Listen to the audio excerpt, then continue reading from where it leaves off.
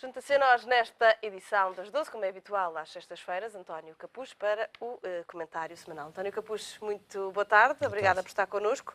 Como é que vê esta recondução de Carlos Costa? Muito mal, é de facto uma atitude inexplicável do Governo, que tem, aliás, todas as semanas vindo com uma pedrada na sua imagem fortíssima.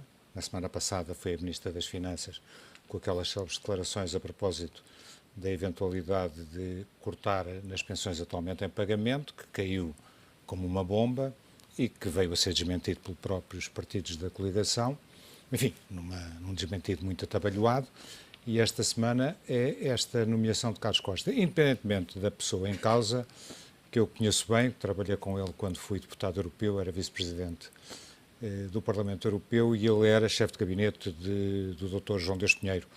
E tinha um papel preponderante, na altura, os chefes de gabinete, o que ainda tem esse papel, era uma espécie de secretários de Estado, digamos assim, dos comissários e que preparavam as reuniões da Comissão, e tínhamos uma articulação muito forte com ele, uma pessoa competentíssima, de uma seriedade à prova de bala, não é isso que está em causa, mas as coisas não lhe correram bem neste processo. O Governo pode dizer que a atuação foi globalmente positiva, mas sabemos que todos os partidos parlamentares votaram um relatório que não diz isso. Diz fundamentalmente que o Banco de Portugal cometeu erros.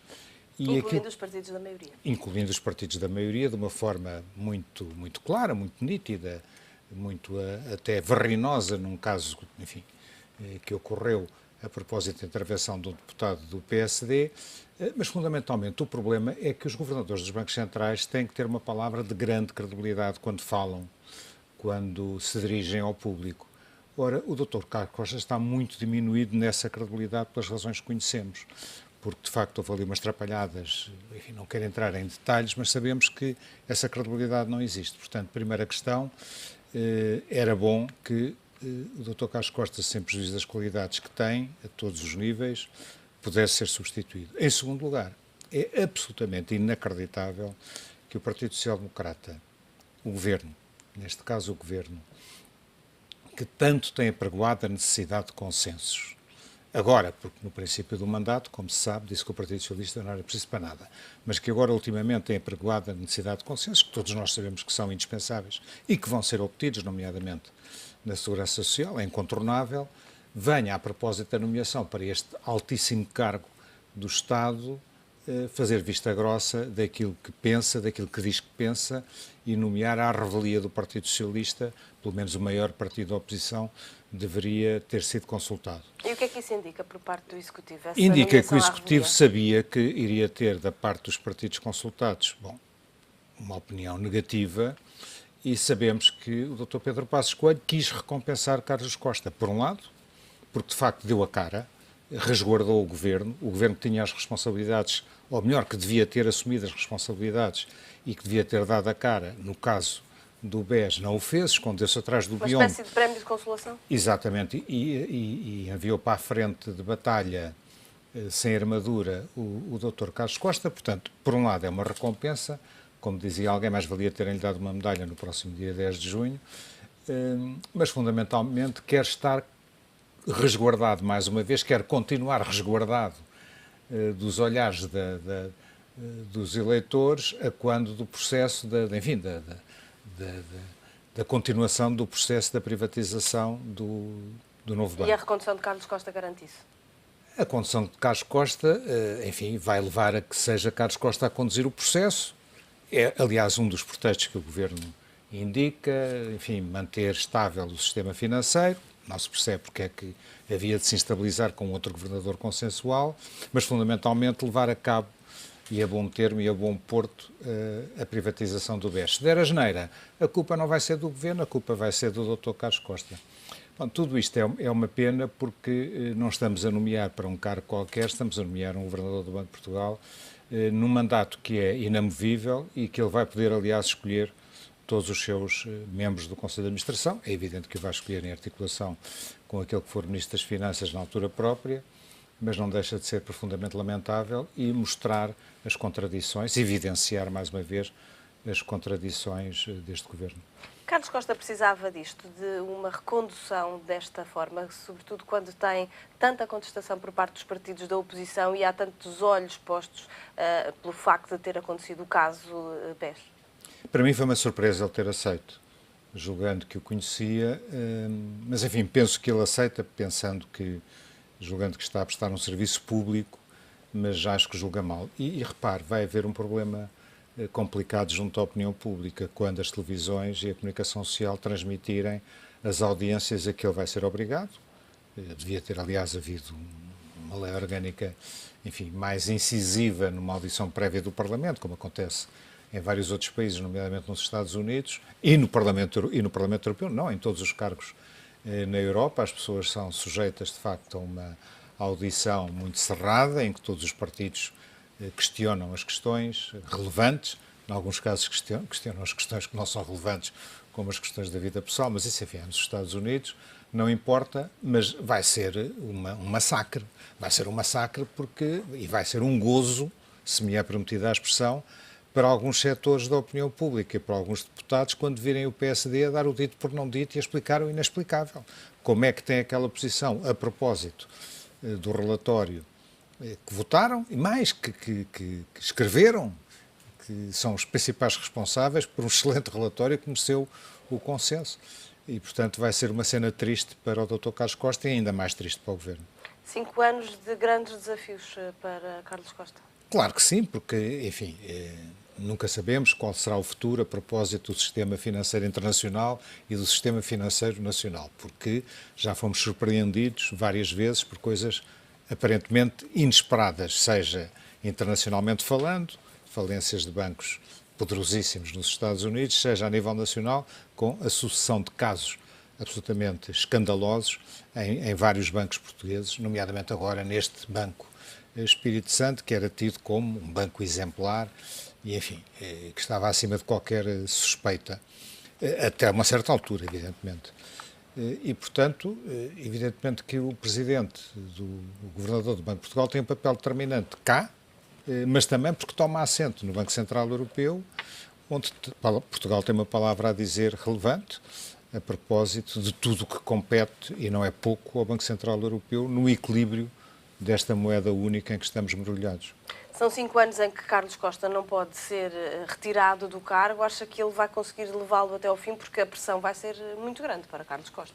Eu até tenho dúvidas, não quero ser ave agoirenta, mas tenho dúvidas que o Dr. Carlos Costa, a seguir ao inquérito, não é inquérito parlamentar, à audição parlamentar, e se as coisas não correrem bem, e não podem correr bem, obviamente, por causa das contradições a que me referi entre os deputados da maioria e as posições do Governo, se ele for enxovalhado, que é o termo, politicamente não pode deixar de acontecer isso, porque de facto isto não tem explicação. Não apenas a insistência na nomeação, na reincidência da nomeação de Carlos Costa, como a ausência de qualquer consulta prévia aos partidos representados no Parlamento, mormente ao maior partido da oposição.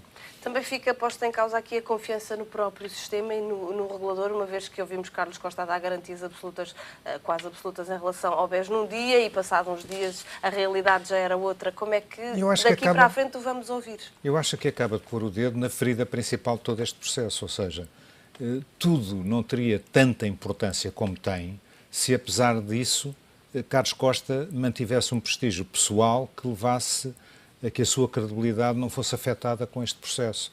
Quando tiver que falar, designadamente a explicar, não se preocupem que este banco teve uma convulsão zeca, mas não é nada de especial, é apenas uma coisa epidérmica, está tudo bem, ninguém vai acreditar nisto. Esse é o problema grave da situação, é o problema cimeiro que devia ter conduzido, bastaria esse, ou seja, a constatação de que a confiança no Governador do Banco de Portugal está minada por razões evidentes e incontornáveis, isso seria bastante para o Governo ter apresentado outra solução e combinado outra solução com o Partido Socialista. Ainda ontem aliás, há 2 dias ouvimos Carlos Costa na Comissão, na Assembleia da República, precisamente a explicar que tinha preferido tais declarações no sentido de não dramatizar e não criar o pânico em Portugal. Como é que vamos ter agora a garantia de que não é esse o mesmo comportamento que vai existir? Eu acho muito bem que o Governo do Banco de Portugal evita todos os custos e faça tudo, menos mentir, menos enganar, para não criar o pânico. Isso não o pode fazer. E, portanto, eu desculpo todas as atitudes evasivas, não muito claras, que um governador do Banco de Portugal possa ter, ou um governador do Banco Central possa ter para não criar pânico. Uma coisa que eu não posso admitir é aquilo que ocorreu. É indiciar junto à opinião pública uma coisa que se sabia que não era assim. Acha que lá fora, na Europa, com os restantes governadores, a posição de Carlos Costa vai estar menos desconfortável do que ainda assim em território nacional? A importância de Portugal no seio do Banco Central Europeu é muito relativa. Carlos Costa diz que tem exatamente os mesmos poderes do que os outros governadores. O que é verdade, é rigorosamente verdade. Uma coisa é o poder real, outra coisa é o poder fático, não é? Não acredito que ele pense que tem exatamente o mesmo poder que o governador, por exemplo, do Bundesbank. Enfim, oxalá tivesse, mas não tem. E, portanto, a voz dele e a palavra dele e a presença dele, embora muito respeitado naqueles meios, tenho que reconhecer, porque é uma pessoa que tem tido uma enorme credibilidade fruto de uma carreira profissional brilhante e de uma competência reconhecida, estes últimos incidentes, que vieram somar-se a incidentes em que ele não tem qualquer responsabilidade com outros bancos, no antecedente, que aliás custaram caríssimo e estão a custar caríssimo aos contribuintes portugueses, é a imagem do país e à economia portuguesa, isso não deixará de afetar a posição dele no Banco Central Europeu. António Capuz, passamos ao tema seguinte, aliás já tocou nele no início desta nossa conversa, que tem a ver com as pensões e com as declarações da Ministra, que começaram aliás com as declarações da Ministra das Finanças, sobre a sustentabilidade da segurança social e sobre o facto desta só ser possível com os cortes nas pensões atuais. Pois. O só ser possível é que é uma estupidez dizer e é de facto um erro crasso, porque essa é uma das medidas que pode, evidentemente, proporcionar maiores receitas ou menores despesas à segurança social, mas não é por aí que devemos ir, como é óbvio, não é? Nós temos outras alternativas que, aliás, num estudo interessante apresentado por alguém muito próximo do Governo, o Dr. Paes Antunes, na Câmara de Comércio, e que o Diário Económico ontem respiga de uma forma bastante exaustiva, lembra outras vias para atingirmos este fim, que é a sustentabilidade da segurança social. Primeiro, o aumento da idade da reforma. Eu tenho 60 anos e sinto-me capaz de trabalhar. Não defendo necessariamente o aumento da idade da reforma, mas é natural que o aumento da longevidade e a melhoria dos cuidados de saúde possa ser possível sem ferir.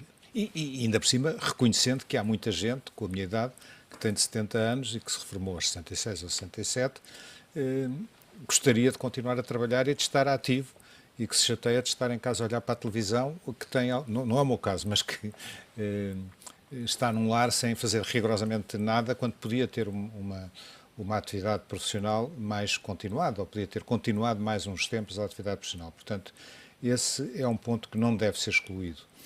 O segundo é a redução do valor das prestações da Segurança Social, das reformas em pagamento, que é um verdadeiro escândalo por todas as razões que já foram aduzidas e que o Partido Socialista rejeita liminarmente e que a Ministra reconhece como sendo uma das hipóteses e disse de uma forma bastante enfática, que levou a opinião pública a pensar que era por aí que o PSD pretendia avançar. Evidentemente que um minuto depois estava o PSD a dizer não, isto tem que haver um consenso, não e Pedro Mota Soares a dizer que eram precisas reformas profundas para que isso claro, possa acontecer. É um palavreado que compreendemos, ou seja, perceberam que aquilo era uma machadada enorme em termos de interesses eleitorais dos partidos da coligação, mas depois há também a necessidade de alargar e até de reforçar as fontes de financiamento da Segurança Social. O PS apresenta várias hipóteses, o IRC social, a taxa de rotação das empresas que despedem com maior frequência e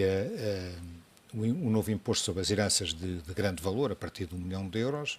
Portanto, alargar, de facto, a receita por essa via, mas, fundamentalmente, a quarta medida, que é aquela em que aposta também o Partido Socialista, e não só, que é alargar a base contributiva. E alarga-se a base contributiva, fundamentalmente, criando mais emprego, havendo mais gente a descontar, mais gente a contribuir para o bolo. Agora, que o Governo tem toda a razão, que é necessário um consenso sobre esta matéria, é incontornável, é indiscutível. Que só se tenha lembrado disto agora, e não quando era possível, ainda possível, por força, enfim, do calendário político, chegar a uma conclusão qualquer, ou pelo menos chegar à conclusão de que não há acordo, Neste momento é verdadeiramente estar a gozar com as pessoas.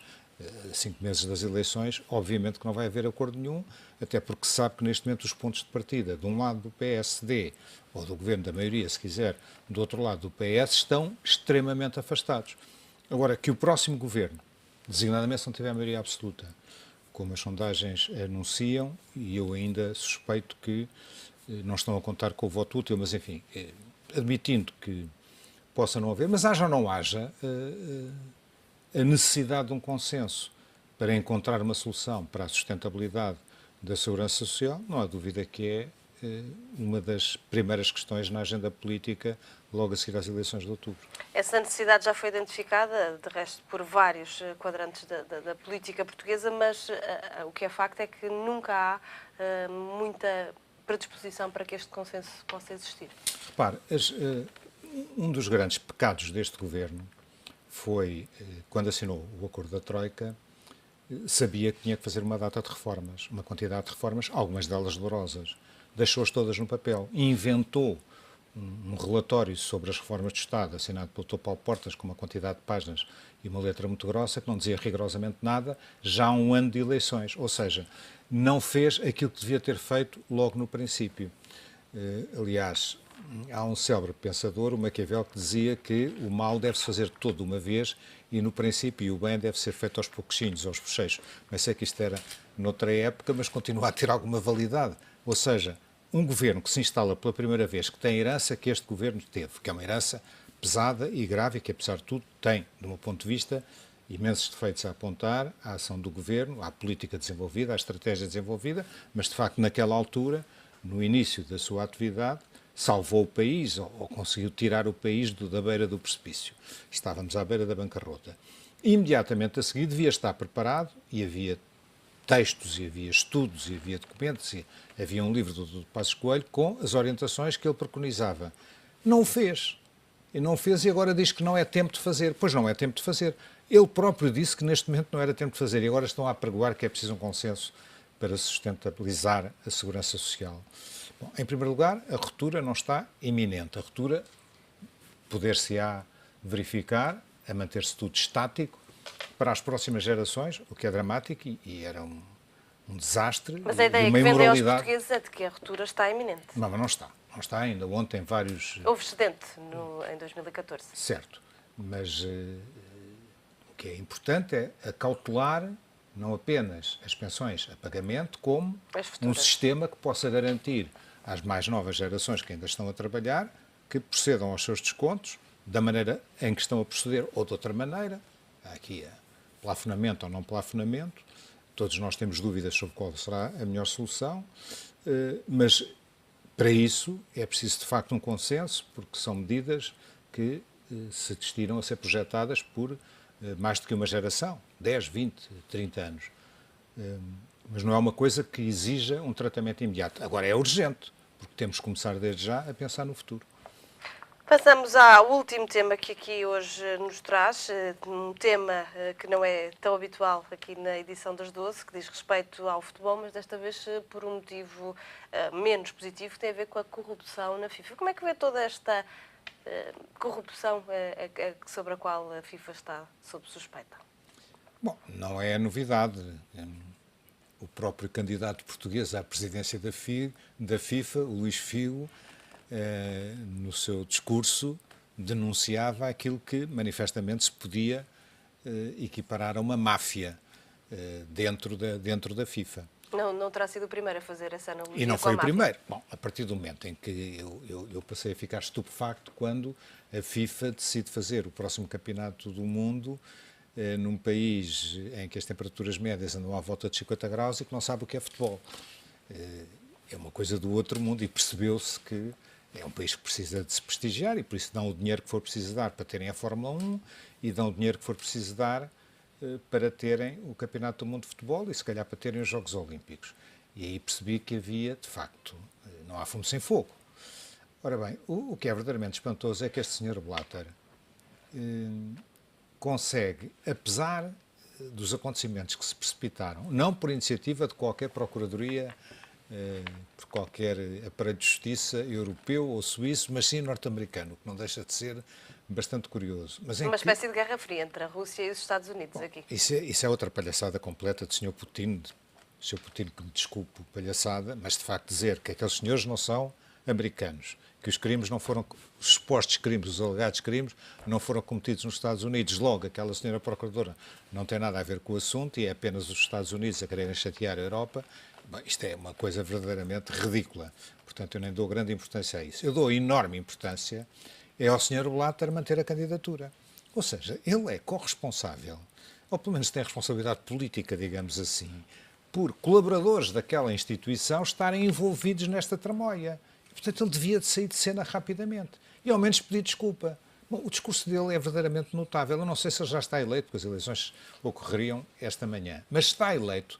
Então, Luís Figo tem razão quando insinuou, não sei se o disse concretamente, que aqui dá uma máfia. A única explicação para ele ser reeleito, depois de vários presidentes de federações, as federações mais importantes, nomeadamente a inglesa, como sabe, é que movimenta mais dinheiro, terem dito que era impensável o senhor ser reconduzido. E o próprio Presidente da UEFA também disse que O próprio não seria Presidente da UEFA, aconselhável claro a que recondução. sim. Ainda por cima já o diz há muito tempo, é impensável, para mim é impensável, a não ser que aquilo seja de facto uma máfia corrupta do pior, que possam reeleger o Sr. Blatter. E mais esquisito é, ou mais claro se torna, a posição dele de agarrado ao poder depois de todos estes acontecimentos e de toda esta imagem absolutamente catastrófica que o futebol tem, ou melhor, que a FIFA tem. Não o futebol, mas a FIFA. António Capuz, muito obrigada pelo seu comentário aqui na edição das 12.